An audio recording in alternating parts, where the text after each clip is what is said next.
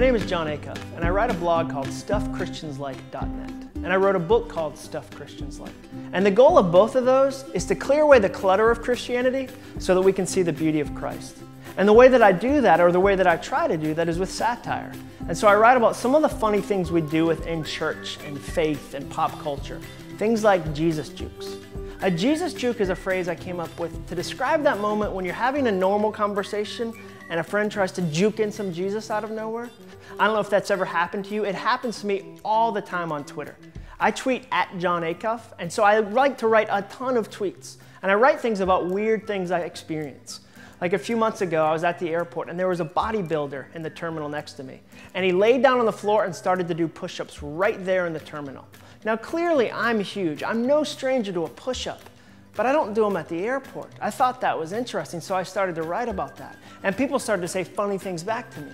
Things like twit pic or it didn't happen. We want photo evidence. Now one of the rules I live my life by is you don't take secret photos of bodybuilders. That just doesn't work out for anybody. That's a free lesson today. That's not even my main point. That's a bonus lesson. So I didn't take a photo of them, but I did write some funny things on Twitter with some friends until out of nowhere somebody said, "Don't you wish we were all that disciplined about our Bible reading?"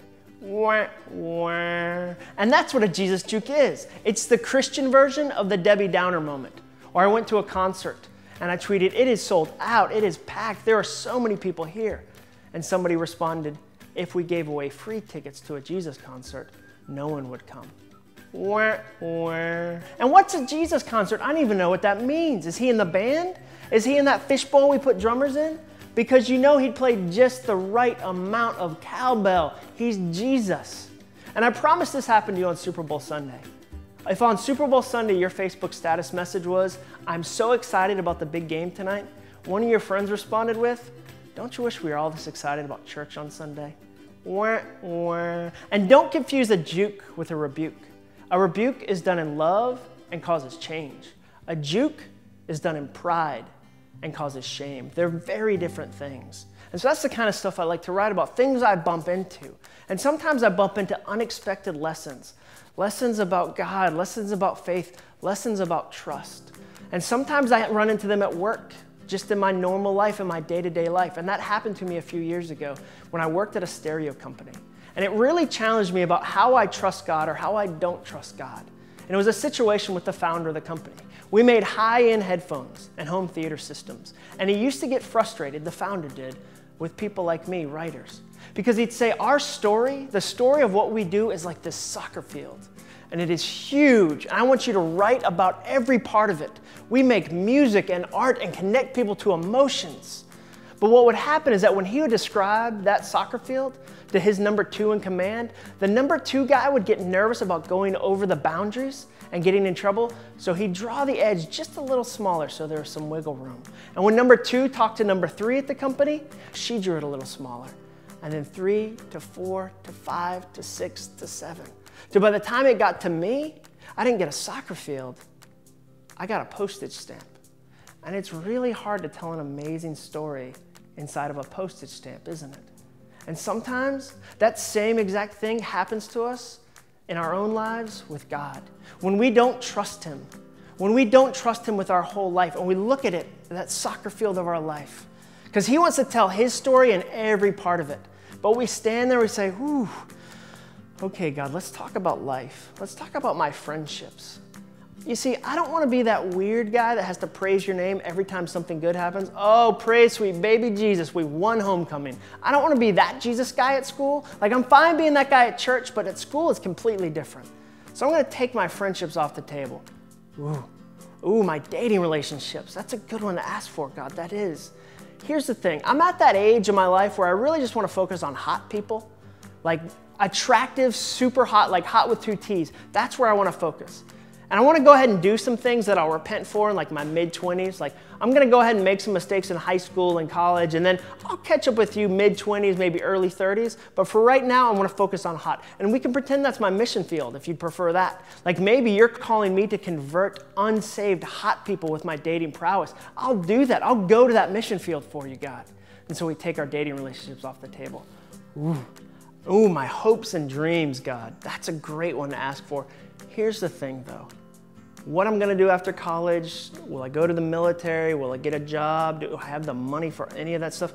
I'd love to give you my hopes and my dreams, but anyone who's been to church just one time knows that the first thing you do if somebody gives you their hopes and your dreams is you make them sell everything they own and move to Africa to become a missionary. I'll go 0 to hut in like 4 seconds, and I hate huts. I can't do it. So I'm not gonna give you my hopes and my dreams. And we take that off the table. Until finally, we say to God, God, from 9 to 12 on a Sunday morning, that is your time. That's your zone. Get in there, get crazy with that. And we hand him this postage stamp. And we wonder why our lives are flat and uneventful and ordinary. And the big challenge is that in that moment when we don't trust God, when we're afraid to give him our whole lives so that he can tell a bigger story, we sometimes in our own power try to tell a better story. And we shine up our lives and we exaggerate and we lie. And that's something I've struggled with in my own life. I realized that a few years ago. You see, there's this famous author, and I've had one conversation with him for about 10 minutes on the phone 6 years ago. But based on how I've told that story before, you would think I saved his life in Nam. You would think he and I had matching tattoos that said "Write Us Forever," like 4 EVA with dolphins frolicking in a sailboat. And I mean, art really, top shelf, Snooki level, just beautiful design. And when we see each other, we roll up our sleeves and go, "Write us forever." And we hug, and not even like an awkward side hug, like a full frontal hug. And maybe even do that slow circle of compassion when you hug somebody. We don't do that. We don't really know each other. I don't know him. I just know he's cool, and I want to be cool. I just know he's well known, and I want to be well known. So I tried to make his story part of mine, and I lied about it. And why does that happen to us? Why do we struggle with that? Because on some level, a lot of us want to be famous, especially because culture tells us that's a goal. That's what we should be. Some stats say that up to 80% of people think they'll be famous when they grow up, which is impossible because if everybody's famous, nobody's famous. But we still chase that with our celebrities and our magazines and our blogs and our websites. Everything says be popular, be famous, and so we chase that. And I'm no stranger to that. A few years ago when my blog got some traffic and got some visibility, I got drunk on my own sense of awesomeness. I learned that you only need 2 followers on Twitter to become a jerk. I mean, that's how many it took me to think I was pretty special. And so I was jogging one day and I was thinking about that. And I prayed, God, I want my story to give me fame. I want fame. And do you know what he said back? Do you know what I felt like God said back? Before I tell you that, I don't know where you're watching this video from, and I don't know how you say God spoke to you without looking weird. Like, is it the Holy Spirit remind me, truth was pressed on me, I felt like whatever the phrase is that makes me not look like a snake handler, if you could put that in your head while I tell this story, that would be helpful. And so I said, God, I want fame. And you know what I felt like he said back? I felt like he laughed. Not at me, with me. And he said, fame? The Alpha and Omega of the entire universe knows your name. The creator of all space and time knows who you are and what you care about. That's as famous as you're ever going to be. Whose acknowledgement of you is going to stand up next to mine? And he's right. We're already famous. I'm on camera today in front of a room full of famous people. God thinks you're famous. He follows you on Twitter. He has a Facebook fan page about you and he likes. You're so famous to God, he sent his only son to die on the cross for you. That's how famous you are to him. And when you forget that, we chase things that don't matter. We do, we chase things that don't matter. And when we remember that we're already famous and that we can trust God and give him our whole story, we get to see crazy, beautiful things happen. And that's what happened to me a few years ago. I was looking at a book about weather with my 5-year-old daughter. And on one of the pages was a story about famine and drought. And there was a picture of a starving African child. And she said, Daddy, what's that? What's that?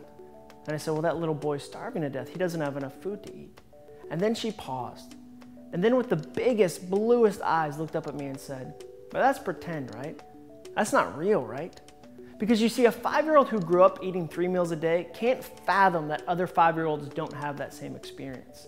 The Ellie in Atlanta doesn't get that the Ellie in Africa starves to death, or the Ellie in Asia is sold into slavery. You can't understand that as a kid. You learn it happens as a teen, and then as an adult, you get immune to it. You learn not to care. But she was still young. And when she said, that's pretend, right? That's not real, right? Do you know what I heard her asking? You're not okay with that, are you, Dad? Do other people know about that, Dad? Is there urgency about that, Dad? Are you doing something about that? And the truth is, at the time I wasn't. I had this blog platform, this global blog platform, and it was all about me. It was a me parade, about my brand and my affirmation and my approval and my blog stats. And so I decided to do something different. I decided to trust God with a bigger story. And so I partnered with this organization. And on a random Monday in November, I asked the readers of my blog to help me raise $30,000 to build a kindergarten in Vietnam. And that's a lot of money. I'd never asked for money before. It changes your intimacy level.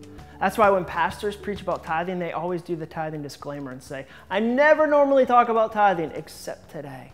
It's awkward to ask for money. And we thought it would take us 6 weeks to raise $30,000. Do you know how long it took us? We raised $30,000 in 18 hours. The entire amount in 18 hours before the day was over. And it was one of those classic moments where you undersize God, where you say, God, you're huge, you're the creator of all space and time, you're just not as big as my parents' divorce. You are gigantic, you made everything. When people say you're boring, I say, look at the platypus. That is my go-to God is creative animal. Or the narwhal with the horn, it swims, it's like a swimming unicorn. God, you're huge. You're just not $30,000 big. You're like $29,000 big. And so we realized we had undersized God in that moment. And so we decided to double down. And we raised another $30,000 and built a second kindergarten. And this fall, my wife and I will get to go to Vietnam and tour those schools and see that way that we had changed the world with an idea from a 5-year-old and the willingness to not chase fame. And the exciting thing to me is that your generation is gonna do something even bigger.